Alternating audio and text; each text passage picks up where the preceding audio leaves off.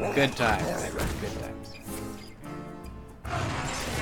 How's your chicken curry? Or as you call it, chicken stick rice and curry sauce?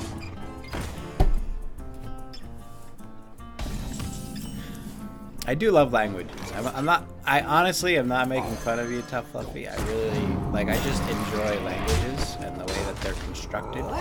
Because there are these weird human biases, right? I'm totally going on a completely ridiculous change of it. I'm going on a completely ridiculous tangent here, but, like, so the search for life, language and the search for life, we're gonna meet these right in the middle. Don't you worry, we're gonna cross this bridge together. Let's make this happen. Okay, here we go.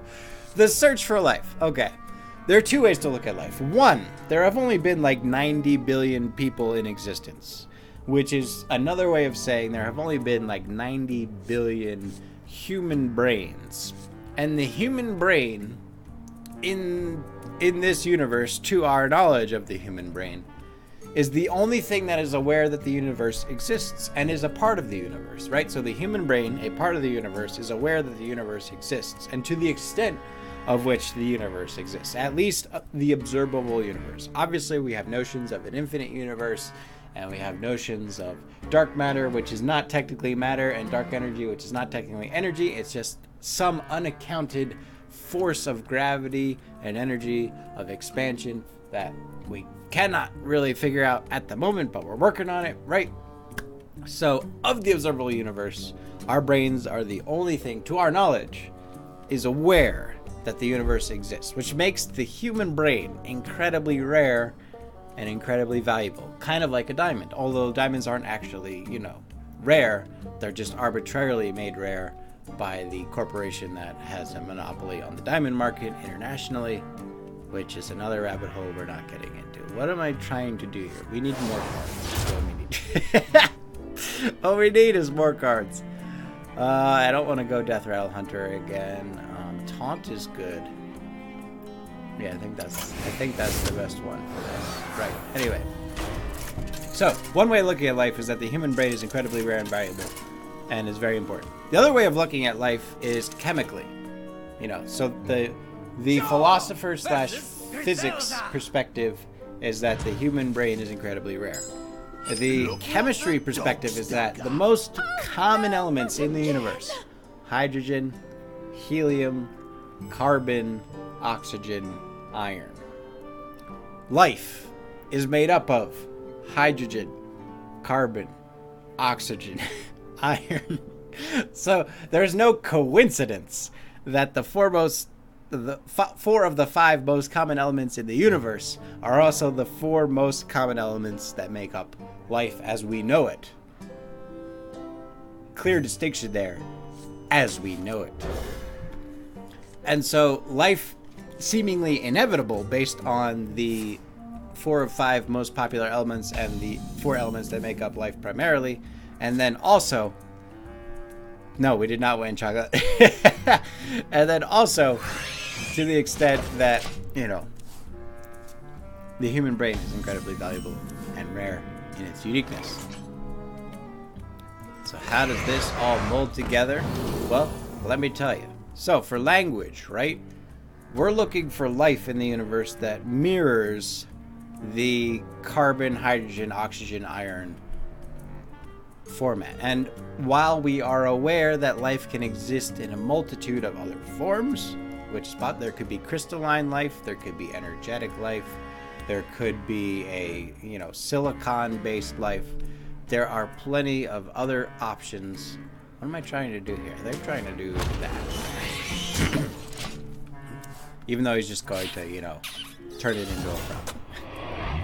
There are plenty of options specifically for life to exist. But it only makes sense for us to search for the carbon-based life forms because that is why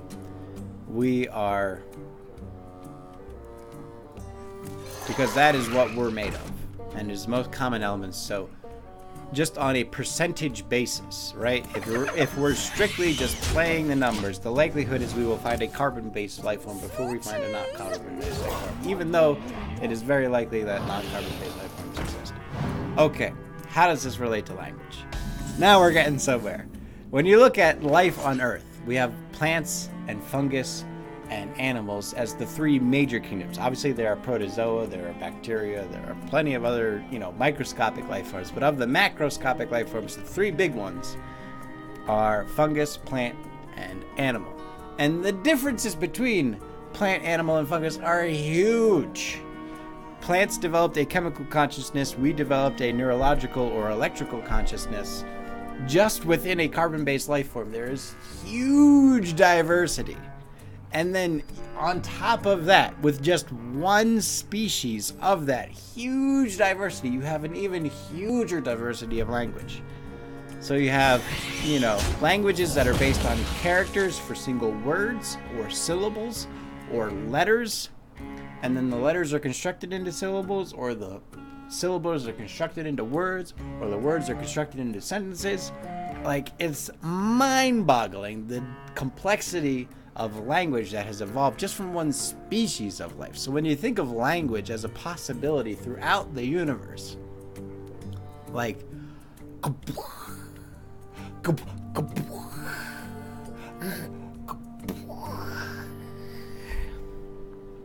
it's crazy. That's what I'm trying to say. All I'm trying to say is it's fucking crazy. My shield. Life is fucking crazy. And I delight in all of its manifestations. So when I see something like Tough Fluffy referring to chicken tenders as chicken sticks, and referring to some simple dish like chicken curry as chicken sticks on rice with curry sauce, I delight in that, because that's exemplary of the dynamicism of language. And language being this higher complexity evolved from a higher complexity, evolved from a complexity, evolved from a simplicity, right? It's fascinating to me. That's all I'm trying to say. I find it fascinating. What? Are we done? Is this the end of the video? Thanks for watching. Hope you enjoyed my ranting. Probably made no sense whatsoever. But, we'll see you next time. Clearly. I don't go